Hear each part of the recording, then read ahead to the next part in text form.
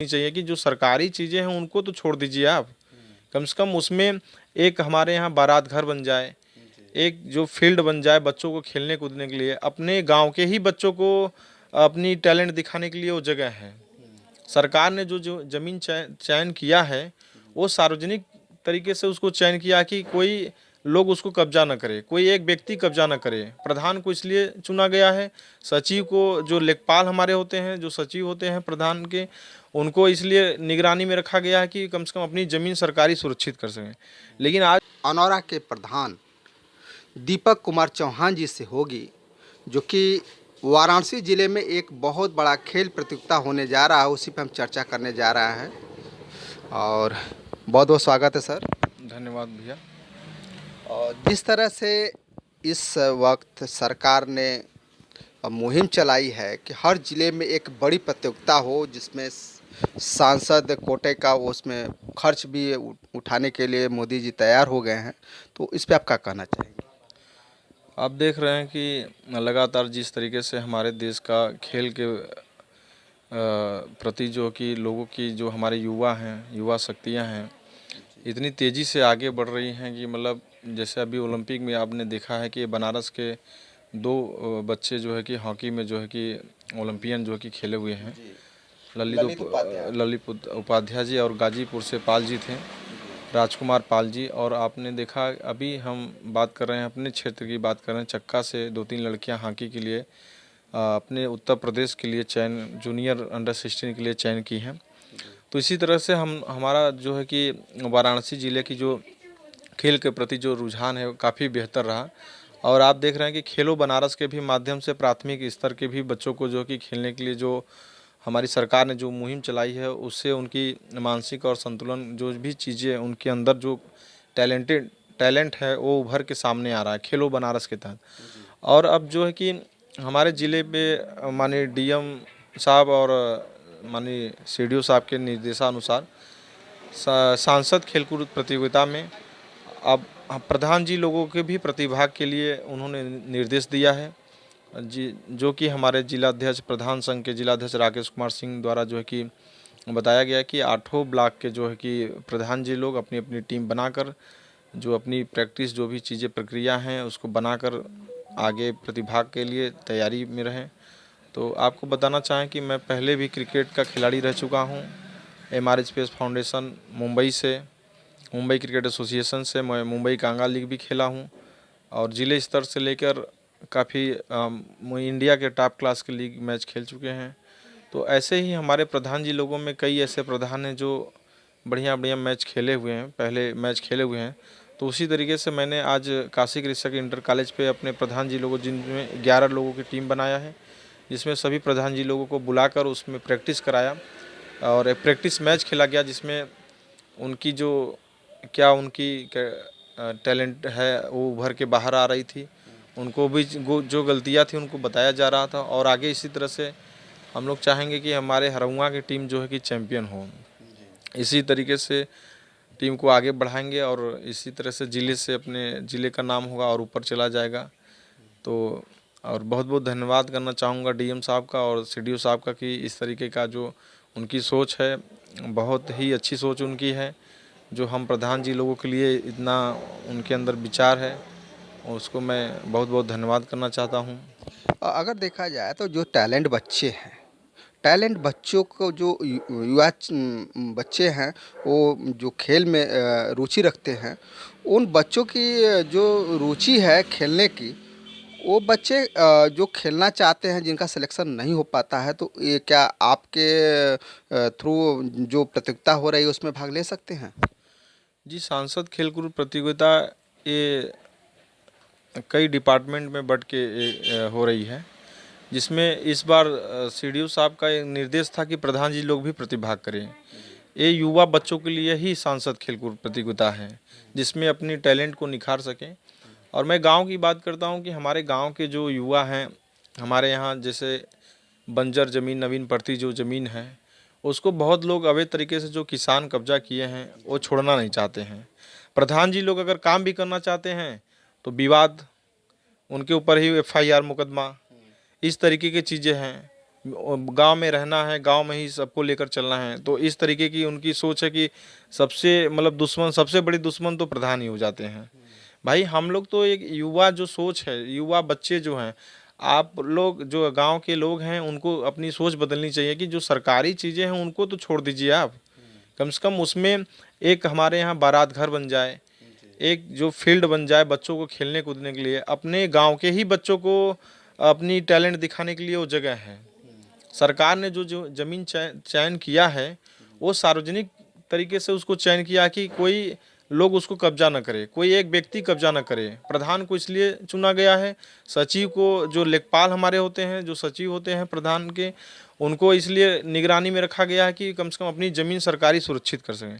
लेकिन आजकल लोगों की सोच ऐसी है कि नहीं, अगर हमारे बगल में अगर सरकारी ज़मीन तो पहले उसी को कब्जा करना है। अगर प्रधान जी लोग अगर एप्लीकेशन कोई एक्शन लेते हैं तो सबसे बड़े दुश्मन अगर आपको आज बताया जाए तो सबसे बड़े दुश्मन प्रधान जी लोग हैं। तो बताइए किस सोच से भाई हम लोग तो एक बच्चों के लिए, अब हमारे यहाँ संत श्री आसाराम जी बापू का आश्रम है, वहाँ पे कुछ खेल का जगह है, वहाँ पे फील्ड है। मैंने उनको रिक्वेस्ट करके अपने नया पंचायत स्तर के जो है कि मैदान को कहीं भी फील्ड नहीं मिल पा रहा था। इतने नया पंचायत हरौंगा में, सराय काजी नया पंचायत हमारा पड़ता है, इसमें जो है कि कहीं इतने 9 गांव आते हैं इसमें नया पंचायत में, लेकिन एक भी जगह फील्ड सुरक्षित नहीं था। हर जगह लोग किसान कब्जा किए हुए हैं। आपके यहाँ जो खेल कूद का मैदान बना है या नहीं बना है, सुरक्षित कि नहीं है? जी हमारे यहाँ नहीं है सर। हमारे यहाँ संत श्री आसाराम जी बापू का कुछ फील्डें हैं जिसमें उनका सत्संग चलता है। उनसे रिक्वेस्ट करके मैं नया वो पंचायत, कैसे जमीन पे कब्जा किए हुए हैं? कोई तो घर बनाया हुआ है, कोई किसानी, वो जमीन कैसी है? बंजर जमीन है, अच्छा। बंजर भूमि जमीन है। अवैध तरीके से कुछ लोगों को पट्टा भी कर दिया गया, उस पर कमिश्नरी पे मुकदमा भी चल रहा है। अच्छा। तो मैं आप लोगों से, आपके चैनल के माध्यम से यही कहना चाहूँगा कि लोग अपनी सोच बदलें, कुछ ऐसे जगह रहने दें जहाँ पे एक समय खुद आप लोगों को ही ज़रूरत पड़ेगी। भाई आपकी ज़मीन जो है वो तो है ही है, लेकिन एक सोच ऐसी बदलिए कि आपके बच्चों को ही वो काम आएगा और आपको काम आने वाला है। आने वाली पीढ़ियों के बारे में आप बहुत सोचते हैं, जी तो लेकिन एक आपका गांव उसके बारे में नहीं सोचता। जी ये जी कहना चाहते हैं। जी जी लेकिन एक गांव के विकास में जो आप मेहनत करते हैं, जो आपकी सरकार है, आपके साथ एसडीएम साहब हैं जो इसके मालिक होते हैं, जब जो बंजर ज़मीनें होती हैं उसको एक एप्लीकेशन दे करके भी तो उसको खाली कराया जा सकता है। जी, निरंतर हम लोग एप्लीकेशन देते हैं, मतलब फोर्स भी आती है, लेकिन कुछ तो ऐसे ब्लेम हो जाते हैं कि मतलब प्रधान जी लोग मिल के इस पे कुछ अलग कराना चाहते हैं, ऐसे कराना चाहते हैं। अभी आपको मैं कुछ दिन पहले की बात बता रहा हूँ कि मैं पानी टंकी का निर्माण कराना चाह रहा था।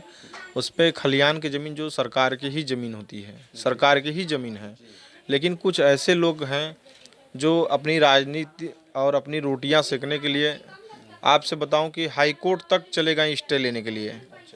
और फिर बंजर की भी ज़मीन थी, बंजर की ज़मीन को भी जो है कि उस पे भी स्टे लेने के लिए हाई कोर्ट तक चले गए। तो ऐसी मानसिकताएं, बताइए प्रधान जी लोग क्या कर सकते हैं? एक एप्लीकेशन देकर ज़मीन नपवा नहीं सकते हैं, एक रोड नहीं लग, वहाँ पे हर जगह विरोध चल रही हैं। तो इस तरीके की कैसे सोच बदलेगी लोगों की कि मतलब कैसे विकास होगा? तो आप लोगों को आपके चैनल के माध्यम से यही कहना चाहता हूँ कि भाई कोई भी प्रधान बने, कोई भी राजनीति करे, तो अपनी सोच अच्छी रखें, गांव के प्रति रखें, जो गांव का विकास कर सके और गांव का विकास हो सके, और जो विकास हो रहा है उसमें बाधा न डालें।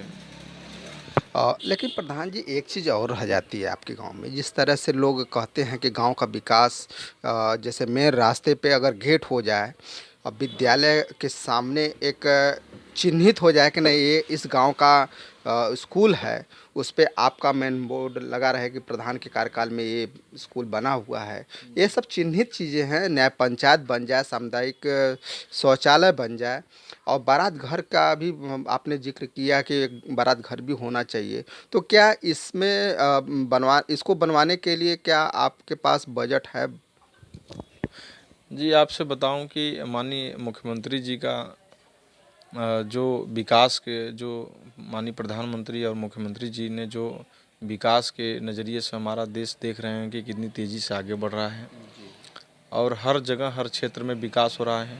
अगर ग्राम प्रधान के पास अगर बजट नहीं है तो शासन देने के लिए भी तैयार है।